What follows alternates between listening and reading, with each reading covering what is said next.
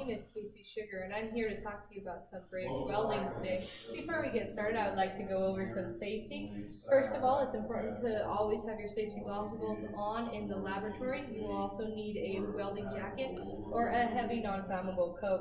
We will be using oxy-fuel systems today, so you will need some goggles with the shade 5 in them.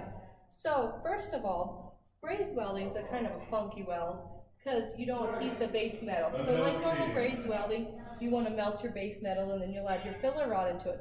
But in brazed welding, you don't do that. You simply just heat your base metal, and then we'll heat your filler rod, which is of copper, and you'll put it into the, and do your weld that way.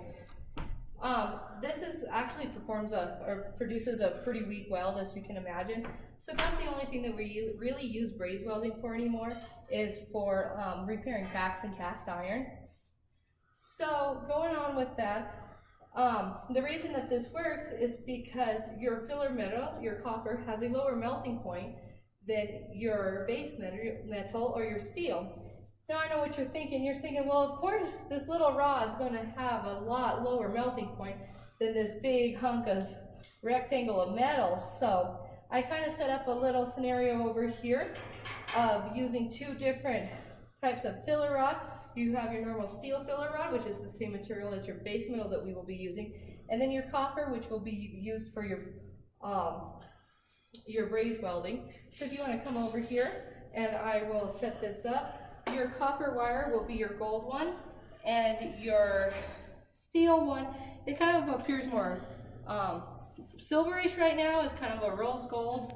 So if you're wondering what the white powder is that is along it, all it is flux, and it just helps clean the metal up. I did that just to ensure that we get a nice, good weld.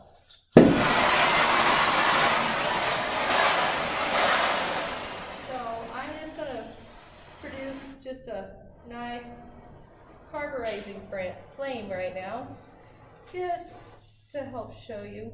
It's just a cooler flame, so your carburizing flame is also what we will be using during our weld. So what I'm going to do is I'm just going to sit there and heat it up. I'm going to go back and forth. So as you can see, kind of hard, but our copper over here is actually getting too hot, and it's actually starting to burst and pop, where our steel, see, there it goes, it pops again, it's just kind of melting. So as you can see, it kind of shows that your copper has a higher melting point than our steel does, because it got too hot for the same amount of time that it was on the steel. So the trick to brazed welding is to not get anything too hot. That's why we're going to use your carburizing flame, your cooler flame. So the reason that our brazed welding works, because like I said, it's different, you're not heating your base metal, is because of capillary action, which capillary action is, get this off of here. Capillary action is the ability for a liquid to move through a narrow space despite other factors such as gravity. And this is more easily shown in actual brazing. In actual brazing, you will take two pieces of metal and then you will heat them up.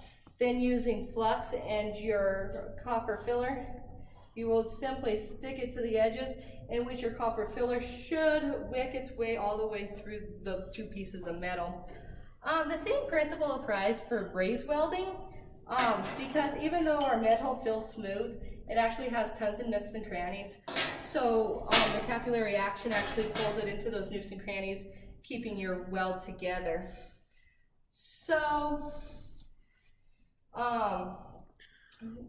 brazed welding, you'll want to move your torch in a circular type motion, kind of helps distribute your heat some. You will also want to apply flux onto your rod. We have to heat it up in order to do it. And when you're adding your rod to your metal, you simply want to dip into the hot zone, and it should just dip off of your rod. So let's get that going. back on.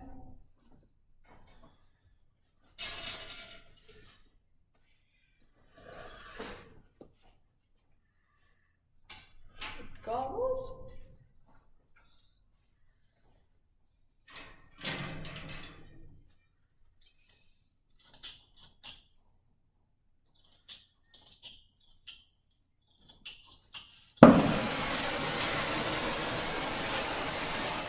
Get your carburizing flame, you want it to just start feathering, and where you can stop to see stop seeing the black smoke as much.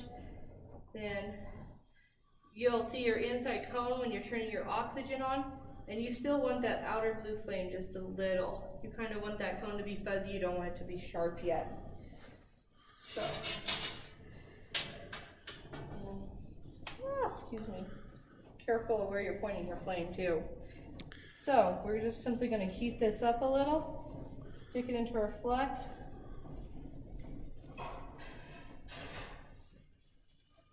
About like that. Then we should be good. I'm going to heat this base metal up just a little because it's a thicker base metal. So, and then we should be ready to go.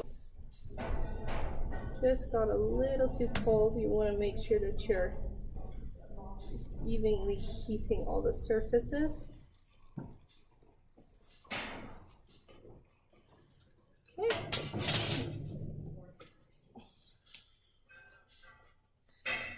So then your final project will hopefully stick together.